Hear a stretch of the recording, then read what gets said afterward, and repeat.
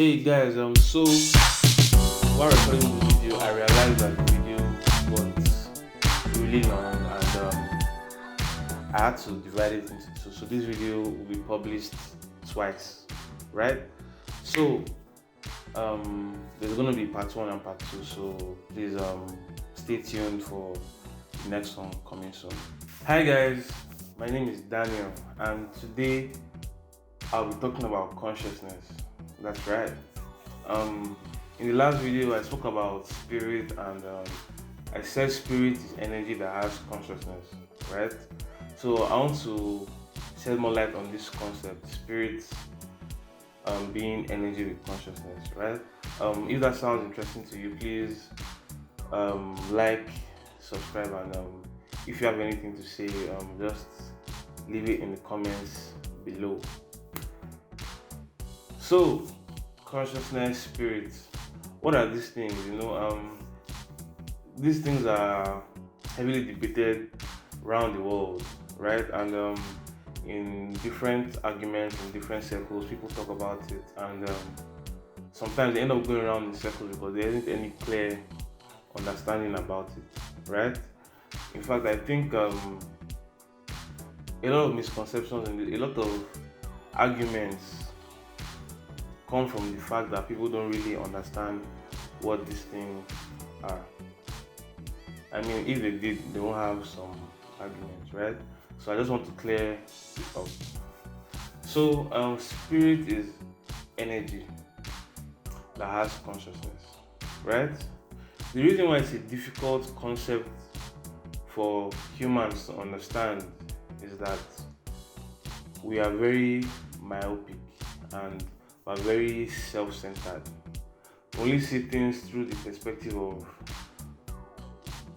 human. We think this is it.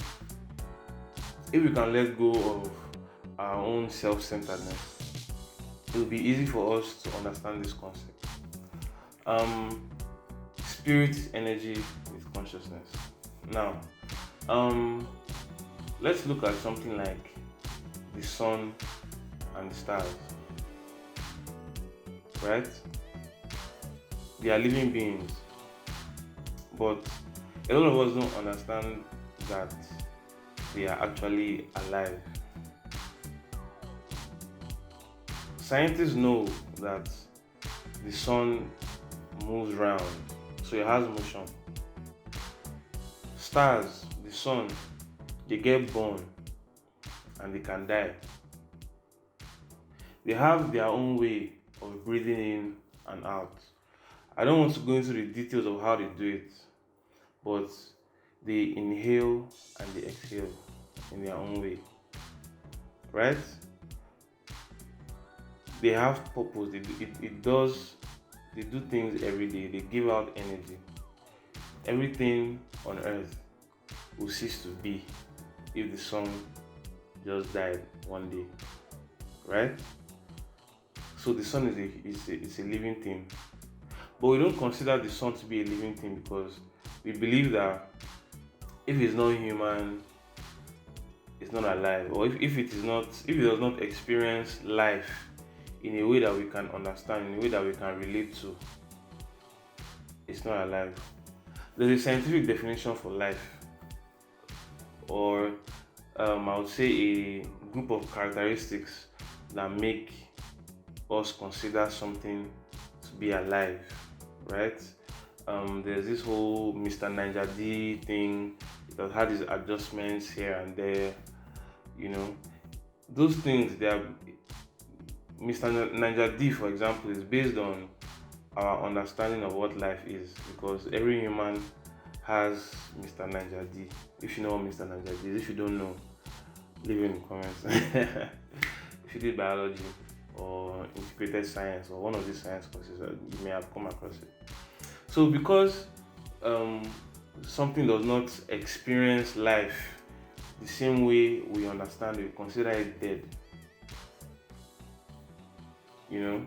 and that doesn't really make sense to me. But it used to when I didn't think about it, but when I think about it now, I know these things are alive. They are merely experiencing consciousness in a different way. That is it. So the sun, as we know, is energy. The sun is energy, but it has its own consciousness. Human beings like me and you, we are made of energy, but it's in a different state than the sun. So we experience a different kind of consciousness than the sun. The same way, a spirit is in a different energy level. So it experiences consciousness in a whole different way than we do. Right? And because the spirits are in a higher level of consciousness, it is difficult for us to experience them the same way we would experience a human. However, some people know that they have experienced the spiritual, right? Some people claim to have never experienced the spiritual. Some people claim to have experienced the spiritual. But here's the thing, think about it. An animal, you can only imagine how an animal views a human. Now think about it. How does an insect view a human? The mosquito that bites you at night when you're asleep, is that mosquito conscious of the fact that it just bit a human? Can it even conceptualize the idea of a human? The virus, coronavirus that's infecting everybody, killing, it doesn't even know it's killing people, it's just living its life. It has no awareness that there's anything like a human. So imagine a virus having an argument with another virus, saying that there's nothing like a human, just because it cannot sense or comprehend the consciousness of a human. This is the mistake we make every day. The same way the virus does not have a full picture of a human, it does not mean that a human does not exist. We are merely at a higher level of consciousness than a virus, or a plant, or an animal. Likewise, there are beings that are at a higher level of consciousness. Some people may refer to them as extraterrestrials. Some may call them aliens. Some may worship them as gods. They are just beings of a higher level of consciousness. It really is that simple. There's nothing complicated about it. You only have to let go of your ego and your self-centeredness. I mean, in the old world, people used to believe that the earth was the center of everything. Whereas right now we know that the earth is just a small speck somewhere that may not even have any major edge over or any major significance apart from having life, right? So we need to let go of this self-centeredness. Now that I've described now that I've explained that consciousness exists in different levels, I would like to expand on this a little bit more. There are 7 levels of consciousness that is known to humanity, or to some parts of humanity, because I don't think this is widespread knowledge. Although I think some people know it innately, but may not know it conceptually. So if it resonates with you, kudos. But if it doesn't, it's all good. We're all learning. So the first level of consciousness is a level of what we call inanimate objects. Right? So the basic elements, water, fire, atoms, molecules, that type of thing. That's the first level of consciousness. The second level of consciousness is the level of movement. So things that have basic movement, they have a basic level of consciousness. For example, bacteria, viruses, plants, as are getting higher, animals. At this point, I'd like to add that there is no particular line that separates a level of consciousness from another one. They kind of flow into each other, and there are levels in them as well. The levels go on to infinity.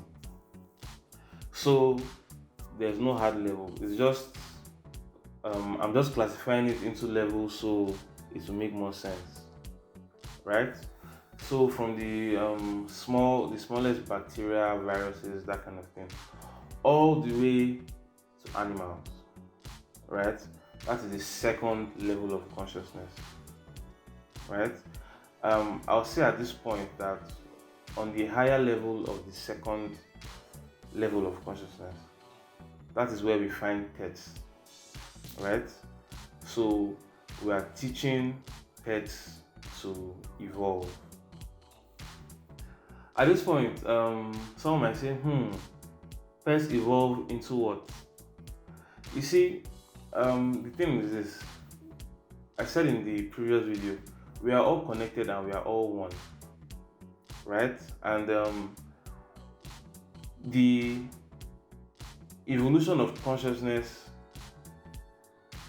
is also the science of reincarnation, right? Yes, I said it, reincarnation. Ooh. Reincarnation is another topic. I will cover it in another video. But for the sake of this video, let's just take it that reincarnation is a thing, right? In another video, I'll go into that in more depth. So, I explained in the previous video that we are spirit, soul, and body, right? These levels of consciousness are the levels of the body, right? The soul is what incarnates into the various levels of consciousness, and the spirit is one with God and one with everything. The soul is part of the spirit, and the body is the vehicle for the soul, right? I hope I'm not losing anyone, right? You can rewatch the video again if you get confused. I said in the previous video, we are spirit, soul, and body, right? We are all one. So the soul goes on an evolutionary journey over countless years, right? So it may shock some people to know that even on the spiritual side, we evolved from the animals. Yes, it's true. Listen, let's think of a single-celled organism. It is made from inanimate objects, things we consider to be inanimate, right? The atoms, the little things that we can't see with our naked eyes. Those things make up the cells that have some kind of life, which is the basis of the second level of consciousness, characterized by movement. Now, those cells come together to form a plant or an animal. Do you see how the evolution goes? Right? The constant evolution through natural selection happens, and then you have the primitive lower consciousness animals, and then it goes higher and higher like that till you get to animals like dolphins, which are highly intelligent, highly conscious, right? This is the circle of life. This is how evolution works, and it works in the spiritual level too. It's not just in the physical. So whenever you hear people argue about, does science support, does spirituality support evolution, and all those things. They are actually the same thing. It's funny. So it's like the whole argument about evolution and all that. When I hear it, I always laugh because to me it's like people say, oh, people saying, oh, look at this green apple, look at this red apple, and they say, oh, they aren't apples. They are both apples, just that one is green and one is red. They just look different from different perspectives, but they're actually the same thing. Just that one is on the spiritual level, one is on the physical level. So the things in the spirit actually manifest down into the physical. That's how it happens. So that is the second density, that's the second level of consciousness. The third level of consciousness is the level of the human, right? That is where we find ourselves right now. So we're on the third level of consciousness. This is the level of the choice. In the second density, we develop what is called an ego. It is the survival mechanism. That is where our emotions come from, right? The survival instinct, fear, anger, pain, love. These things motivate us to survive. But in the third density, or in the third level of consciousness, gradually it becomes less and less useful. So we are trying to transcend the ego. And also, we are here to make a choice between the service to others and the service to self. These are the negative and the positive polarity. The negative being the service to self, and the positive being the service to others. Right? The two of them have their uses.